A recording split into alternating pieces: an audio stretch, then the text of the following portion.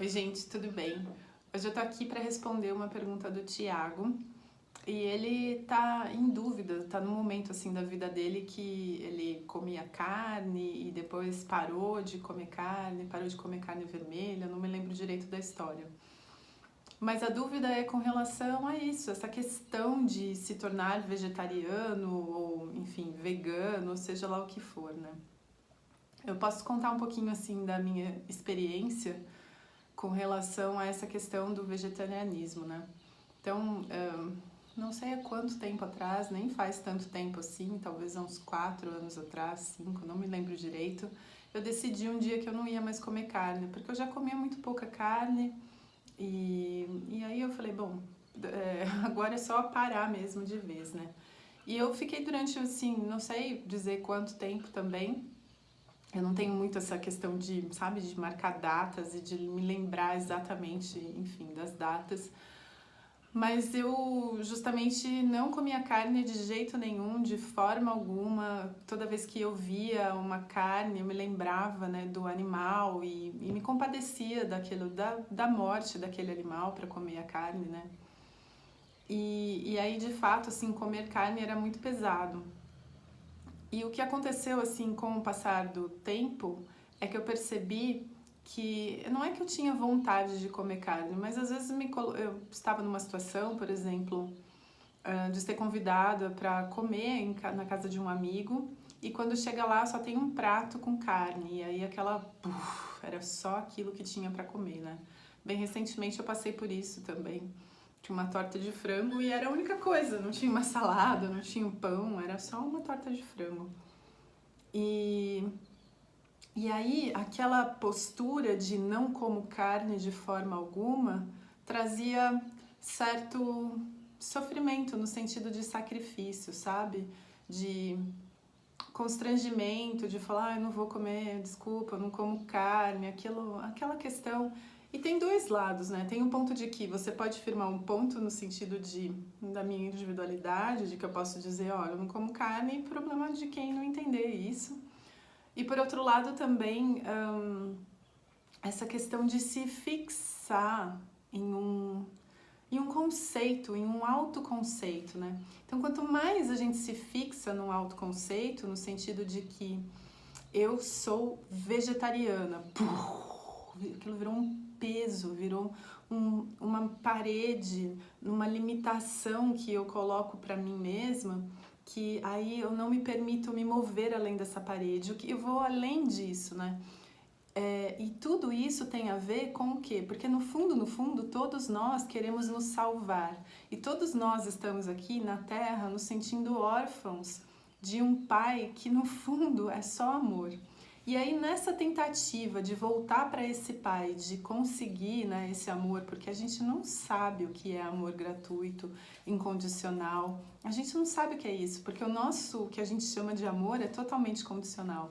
Mas então, como a gente tem essa crença muito profunda, a gente acredita que tem coisas que precisam ser feitas para que a gente consiga receber esse amor de Deus. E essa é a verdade, né? Então a gente acredita que eu preciso me sacrificar no sentido de preservar a vida desses animais para que Deus olhe para mim e fale assim, puxa vida, você é uma pessoa boa. E no fundo é isso, a gente está tentando se sentir uma pessoa boa, né? Mas o que eu posso dizer assim, né, tia, é que, por exemplo, você disse que você olha para a carne e você vê o animal. E se isso é o que está acontecendo no momento, você pode ser gentil, se respeitar nesse momento e obviamente não comer carne, porque o que você está comendo é informação, né? Você come aquela informação de que você está fazendo uma atrocidade ou algo muito ruim para aquele animal. Então é melhor que não coma mesmo, mas que não se prenda nesse conceito de que sempre vai ser assim, porque aí você acaba se confinando dentro disso, né?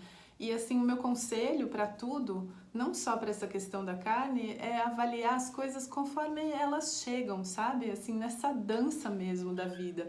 Não ser muito fixo, não ser algo muito sólido, uma autoimagem tão sólida que não te dá espaço para espontaneidade, para responder e não reagir. Então toda vez que alguém fala carne, você, ai, nossa, credo, não sei o quê, é uma reação já, não é uma resposta, não é como é que eu posso dizer? Não é uma postura aberta, inteligente de eu vou analisar neste momento qual que faz sentido nesse momento, né? Então, assim, a gente acaba se fixando em muitas ideias e a gente acaba se fechando para essa inteligência natural que se manifesta a cada momento, né? Então, o meu conselho é ficar aberto mesmo nessa questão, porque se a gente for parar para pensar, e até é bom que a gente não pense, ou sei lá, enfim...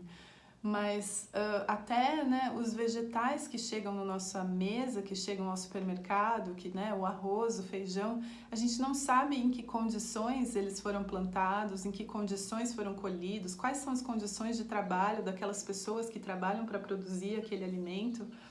E de repente também envolve muito sofrimento, sofrimento humano, sofrimento emocional, sofrimento físico, uma pressão, enfim, às vezes as pessoas estão sobrevivendo com o básico do básico. Às vezes elas estão trabalhando na lavoura quase num trabalho escravo e a gente não sabe, a gente acha que está poupando o animal e está comendo ali um feijão, que nossa, aí sim, né?